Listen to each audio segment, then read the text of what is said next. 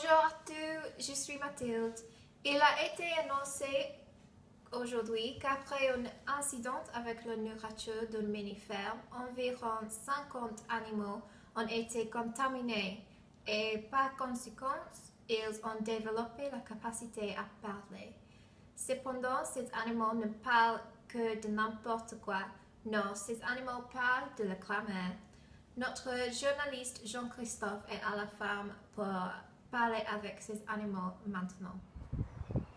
Oui, bonjour Mathilde, je suis ici maintenant avec ces animaux à la ferme de grammaire, où les animaux sont en train de discuter du passé composé et l'imparfait.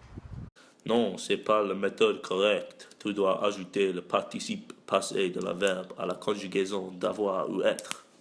Ouais, et pour les verbes qui utilisent être, tu dois faire l'accord entre le participe passé et le sujet. Oui, donc si c'est une fille comme moi, on doit ajouter un E à la fin.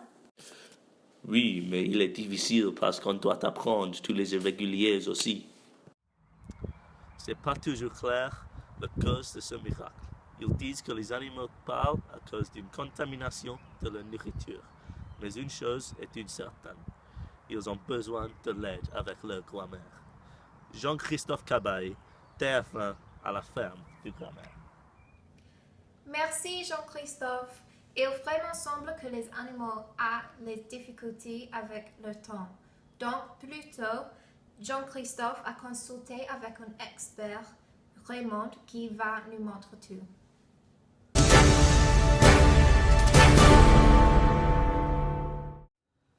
Salut, je suis avec Raymond. Raymond, qu'est-ce que vous pouvez nous dire sur les deux temps et les différences entre eux?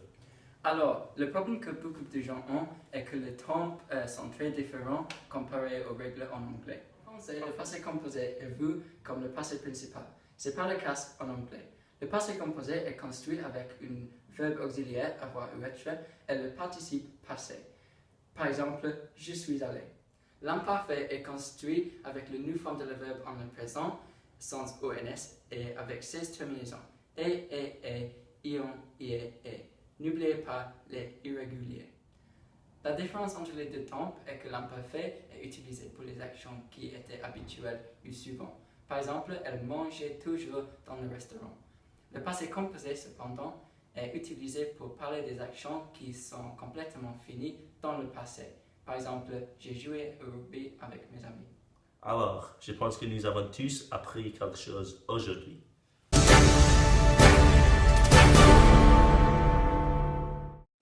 Ça, c'est fantastique. Je l'entends bien maintenant.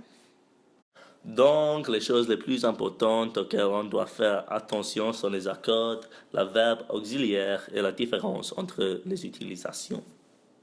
Ouais, et souvenez qu'apprendre la grammaire est amusant. Merci beaucoup de votre attention. Bonne nuit.